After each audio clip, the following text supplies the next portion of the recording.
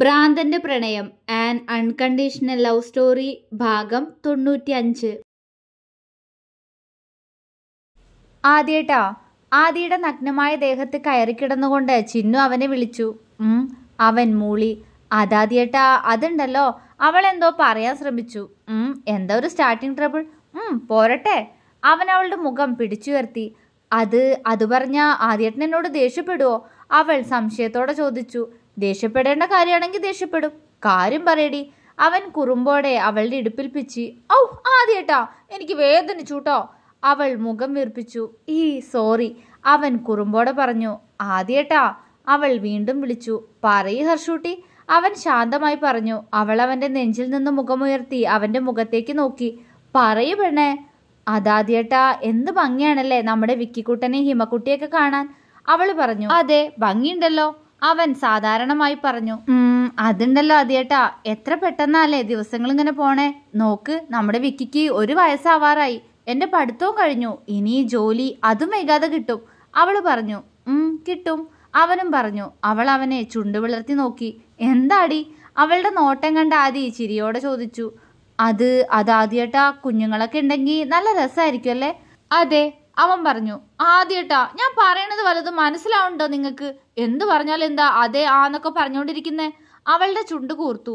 പിന്നെ ഞാൻ എന്ത് വേണം? അവൻ ചുണ്ടുകൂട്ടി. അവളുടെ മുഖം മങ്ങിപ്പോയി. ഒന്നും വേണ്ട, പോടുന്ന്, ഞാൻ ഉറങ്ങട്ടെ. പിണക്കത്തോടെ അതും പറഞ്ഞ് അവന്റെ നെഞ്ചിൽ നിന്നും എണീറ്റു മാറി അവൾ ബെഡിലേക്ക് തിരിഞ്ഞു കിടന്നു. ആദ്യ ചിരിയോടെ അവളെ നോക്കിക്കൊണ്ട് അവൾക്ക് നേരെ തിരിഞ്ഞു കിടന്ന് അവളുടെ വയറിലൂടെ ചുറ്റിപ്പിടിച്ചു. വേണ്ട, പോ, എന്നെ തൊടണ്ട, എനിക്ക് ഉറക്കം വരുന്നു, അവള് പറഞ്ഞു. ഒപ്പം അവന്റെ കൈ വിടുവിപ്പിക്കാൻ ശ്രമിച്ചു. ഓ, എന്നാ ഓക്കെ. അതും പറഞ്ഞ് ആദ്യ പെട്ടെന്ന് മലർന്നു കിടന്നു. അത് അവള് പ്രതീക്ഷിച്ചില്ല. ചിന്നു അവന് നേരെ തിരിഞ്ഞു കിടന്ന് വീണ്ടും അവന്റെ നെഞ്ചിലേക്ക് തന്നെ കയറി കിടന്നു. ആദിക്ക് ചിരി വന്നു. എന്താടി പെണ്ണെ നിനക്ക്? അവൻ ചിരിയോടെ ചോദിച്ചു. എനിക്കൊരു കുഞ്ഞിനെ തരൂ ആദ്യേട്ടാ. കൊതിയായിട്ടാ. ആദ്യേട്ടൻ പറഞ്ഞതുപോലെ ഞാൻ നന്നായി പഠിച്ചില്ലേ, ഇനി ജോലിയും കിട്ടും, അവൾ ആകാംക്ഷയോടെ പറഞ്ഞുകൊണ്ട് അവന്റെ മുഖത്തേക്ക് നോക്കി. അവൻ അവളെ ഗൗരവത്തോടെ നോക്കുന്നുണ്ട്. അത് കണ്ട് അവളുടെ മുഖം മങ്ങിപ്പോയി.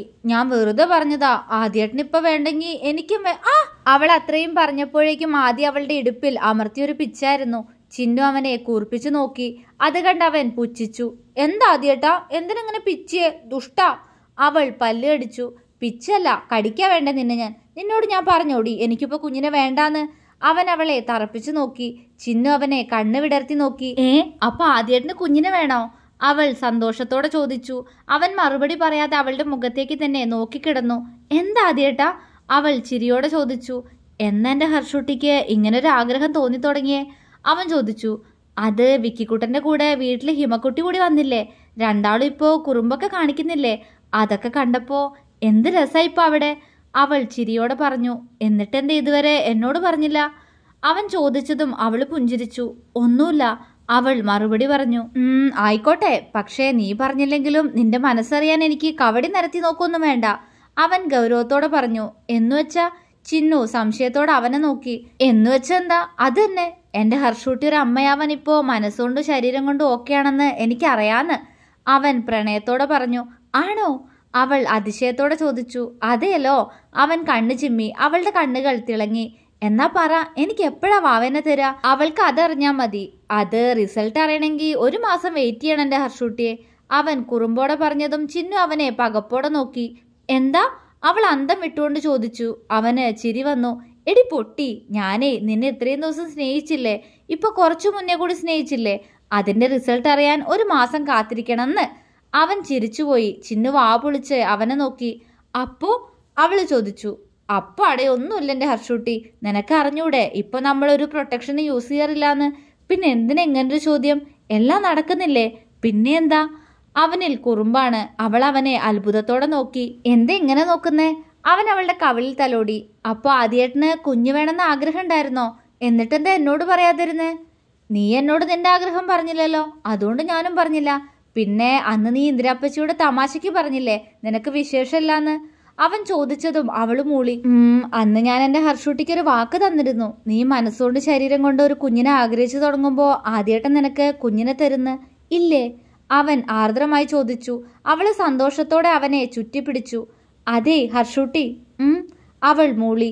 അപ്പോ ഇത്രയും ദിവസം നീ ഇതൊന്നും അറിഞ്ഞിരുന്നില്ലേടി? അവൻ അവളെ കളിയാക്കി. അറിഞ്ഞു, പക്ഷേ കുഞ്ഞ് അതോർത്തില്ല. അവളുടെ സ്വരത്തിൽ വിറയൽ. അവൻ പെട്ടെന്ന് അവളുടെ ചുണ്ടിൽ അമർത്തി ചുംബിച്ചു. ഐ ലവ് യു ഹർഷൂട്ടി, അവൻ പതിഞ്ഞ സ്വരത്തിൽ പറഞ്ഞു. ആദ്യേട്ടാ, ഐ ലവ് യു ടു.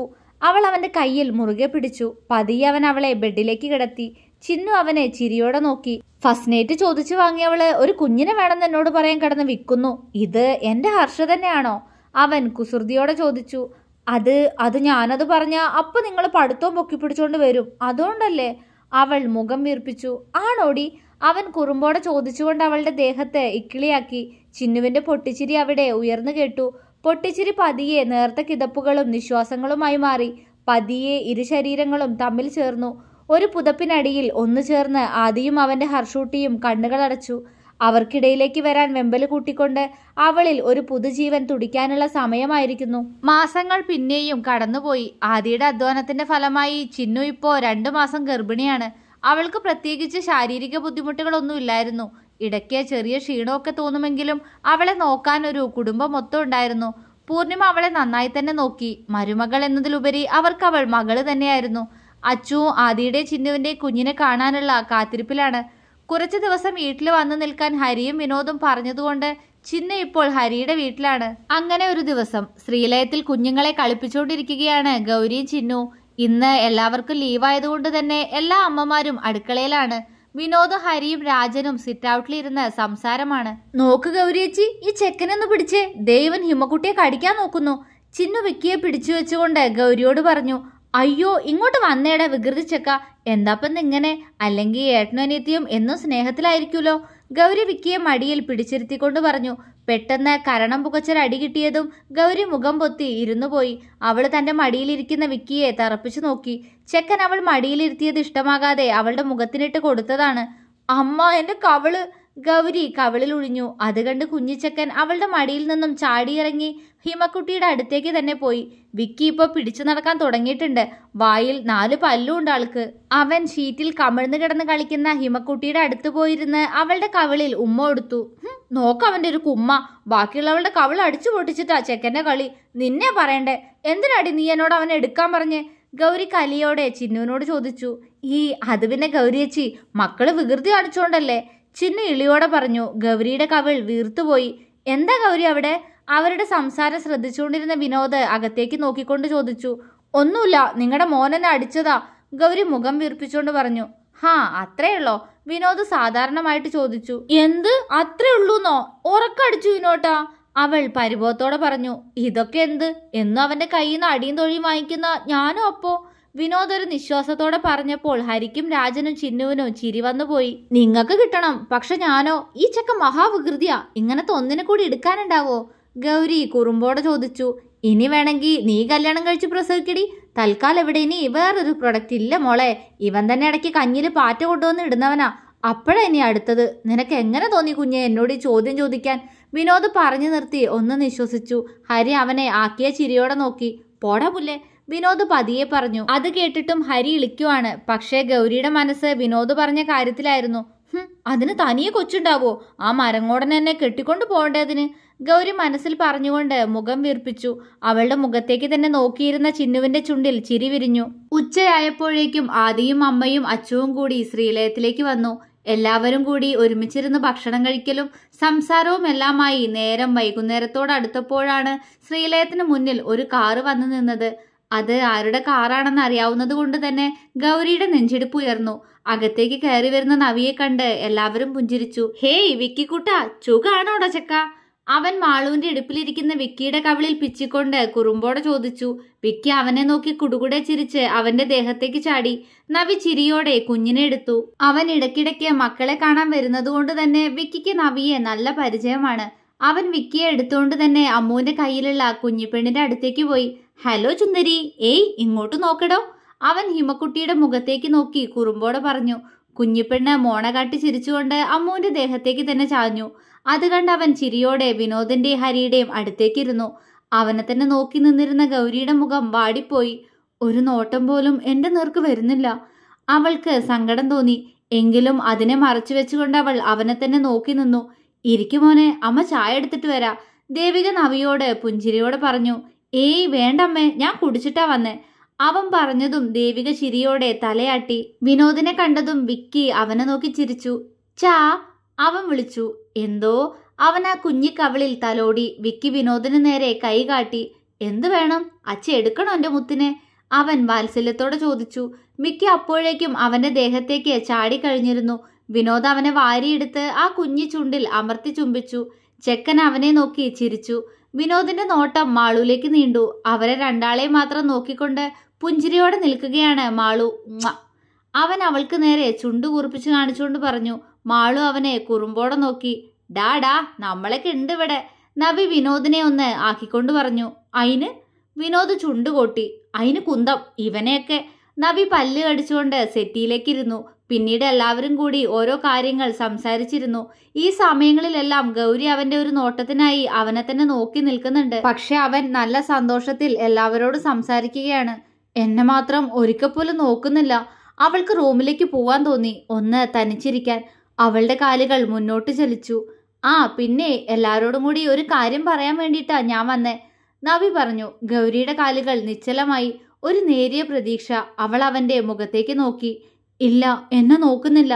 അവൻ കയ്യിലിരുന്ന കവറിൽ നിന്നും ഒരു ഇൻവിറ്റേഷൻ കാർഡ് എടുത്തു. ഗൗരി അവനെ സംശയത്തോടെ നോക്കി. ഇതെന്താടാ? വിനോദ് ചോദിച്ചു. എന്റെ വിവാഹാണടാ, അടുത്ത സൺഡേ. ഫസ്റ്റ് ക്ഷണിക്കുന്ന എവിടെയാ? നവി പുഞ്ചിരിയോടെ പറഞ്ഞു. ഗൗരി തറഞ്ഞു നിന്നുപോയി. എന്താ, നവീനേട്ടന്റെ വിവാഹോ? അപ്പോ ഞാനോ? അവൾ അവനെ വിശ്വാസം വരാതെ നോക്കി. ഇല്ല, ആ കണ്ണുകളില് ഒരിത്തിരി പോലും വേദനയില്ല, സന്തോഷം മാത്ര. അവളുടെ കണ്ണുകൾ നിറഞ്ഞൊഴുകി. അല്ലെങ്കിൽ ഞാൻ ചേരില്ല. വേണ്ടാന്ന് തോന്നിക്കാണും. ഗൗരിയെ സ്നേഹിക്കാൻ കൊള്ളില്ല. അവൾ സ്വയം പുലമ്പി. കണ്ണുകൾ കാഴ്ചയെ മറിച്ചതും അവളത് അമർത്തി തുടച്ചുകൊണ്ട് പെട്ടെന്ന് പുറത്തേക്ക് നടന്നു. വെയ്യ ആരെയും കാണാൻ. ഗൗരി! പെട്ടെന്ന് പുറകിൽ നിന്നും ഗൗരവത്തോടെയുള്ള സ്വരം. ഗൗരി അവിടെ നിന്നുപോയി. നവിയാണ്. അവളുടെ കണ്ണുകൾ വീണ്ടും പെയ്യുന്നു. അവളത് അമർത്തി തുടച്ചുകൊണ്ട് അവനെ തിരിഞ്ഞു നോക്കി. എല്ലാവരുടെയും നോട്ടം അവരിൽ തന്നെയായിരുന്നു. മാളുവിന്റെ അമ്മുവിന്റെയും ചിന്നുവിന്റെയും കണ്ണുകൾ നിറഞ്ഞിട്ടുണ്ട്. ആദ്യ ചിന്നുവിന്റെ വയറിൽ തൊട്ടുകൊണ്ട് കരയില്ലേ എന്ന് പറയുന്നുണ്ട്. ഗൗരി നവീന്റെ മുഖത്തേക്ക് നോക്കി. അവളുടെ കണ്ണുകൾ ആകെ കലങ്ങി ചുവന്നിരുന്നു. അവൾ അവനെ നോക്കി പുഞ്ചിരിച്ചു. അവൻ അവളുടെ കണ്ണുകളിലേക്ക് തന്നെ നോക്കിക്കൊണ്ട് ഒരു ഇൻവിറ്റേഷൻ കാർഡ് അവൾക്ക് നേരെ നീട്ടി. അവളുടെ ഹൃദയം അലറിക്കരഞ്ഞു. കണ്ണുകൾ നിറഞ്ഞതും അവൾ തല താഴ്ത്തി പിടിച്ചുകൊണ്ട് കണ്ണുകൾ ഇറുക്കി ചിമ്മി തുറന്നു. വീണ്ടും അവന്റെ മുഖത്തേക്ക് നോക്കി. ഇത്തവണ അവളുടെ ചുണ്ടിൽ വരണ്ട ഒരു പുഞ്ചിരി ഉണ്ടായിരുന്നു. എന്റെ വിവാഹ ഗൗരി, അവൻ പറഞ്ഞു. അവൾ തേങ്ങലോടെ മൂളി. താൻ വരണം, അവൻ പറഞ്ഞുകൊണ്ട് അവൾക്ക് നേരെ കാർഡ് നീട്ടി. അവളുടെ കണ്ണുകൾ നിറഞ്ഞൊഴുകി. അവൾ അവന്റെ കയ്യിൽ നിന്നും അത് വാങ്ങി അവനെ നോക്കി പുഞ്ചിരിച്ചു. അപ്പോഴും കണ്ണുകൾ പെയ്യുന്നുണ്ട്. അവൾ മൂക്ക് വലിച്ചുകൊണ്ട് കണ്ണുകൾ അമർത്തി തുടച്ചു. എന്തിനാ കണ്ണു നിറഞ്ഞേ? നവി ചോദിച്ചു. അവൾ പരിഭ്രമത്തോടെ അവനെ നോക്കി. ഒന്നുമില്ല, അവള് പറഞ്ഞു. താൻ വരില്ലേ? അവൻ മൃദുവായി ചോദിച്ചു. ഞാൻ വരണോ? അവളുടെ സ്വരമിടറി. വരണം, താൻ വരാതെ എങ്ങനെയാ? ഞാനൊരു ജീവിതത്തിലേക്ക് കിടക്കുമ്പോ അത് കാണാൻ താനും വേണമെന്നാ എന്റെ ആഗ്രഹം, അവൻ പറഞ്ഞു. അവൾ പുഞ്ചിരിച്ചു. ഞാൻ വരാ. എന്തേ പെട്ടെന്ന് വിവാഹമൊക്കെ? അവൾ ചുണ്ടുകൾ കടിച്ചു പിടിച്ച് സങ്കടം ഒതുക്കിക്കൊണ്ട് ചോദിച്ചു. പെട്ടെന്നോ? എനിക്ക് പ്രായമായടോ. തന്റെ വിനോട്ടന്റെയും ഹരിയേട്ടന്റെയും പ്രായമുണ്ട് എനിക്കും. വീട്ടുകാര് ഒരേ നിർബന്ധം, സമ്മതിക്കേണ്ടി വന്നു, അവൻ പറഞ്ഞു. നന്നായിരിക്കട്ടെ. ഞാൻ കരുതി ഇപ്പോഴും എന്നെ ഇഷ്ടമായിരിക്കുന്നു. അത്രയും പറഞ്ഞപ്പോഴേക്കും അവളിൽ നിന്നൊരു തേങ്ങൽ ഉയർന്നു. അവൻ അവളുടെ മുഖത്തേക്ക് ഉറ്റുനോക്കി. ഇഷ്ടം തനിക്കല്ലില്ലാതിരുന്ന്. തന്നോട് ഞാൻ ഇഷ്ടാന്ന് പറഞ്ഞത് മാളുവിന്റെയും വിനോദിന്റെയും ആനിവേഴ്സറിയുടെ അന്നാ. ഇപ്പൊ അത് കഴിഞ്ഞ് അവർക്കൊരു കുഞ്ഞായി. കുഞ്ഞിന് 1 വയസ്സാവാറായി. വർഷം കുറച്ചായടോ, അവൻ പുഞ്ചിരിച്ചു. അറിയാ, ഒരുപാടായി. ഞാൻ വെറുതെ. അവൾ തല താഴ്ത്തി. ഞാൻ തന്നെ പ്രതീക്ഷിക്കും, വരണം, അവൻ പറഞ്ഞു. വരാം, അവൾ ഇടർച്ചയോടെ പറഞ്ഞുകൊണ്ട് ചുമരിലേക്ക് ചാരി നിന്നു.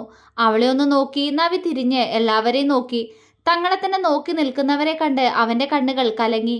ഞാൻ ഇറങ്ങാ, എല്ലാവരും വരണം, അവൻ പറഞ്ഞു. ആരും മറുപടി പറഞ്ഞില്ല. നവീൻ പുറത്തേക്ക് നടന്നു. പെട്ടെന്ന് അവന്റെ കൈകളിൽ ഒരു കൈ മുറുകി. നവിയുടെ കാലുകൾ നിശ്ചലമായി. അവൻ തിരിഞ്ഞു നോക്കി. കണ്ണു നിറച്ചുകൊണ്ട് അവനെ നോക്കി നിൽക്കുകയാണ് ഗൗരി.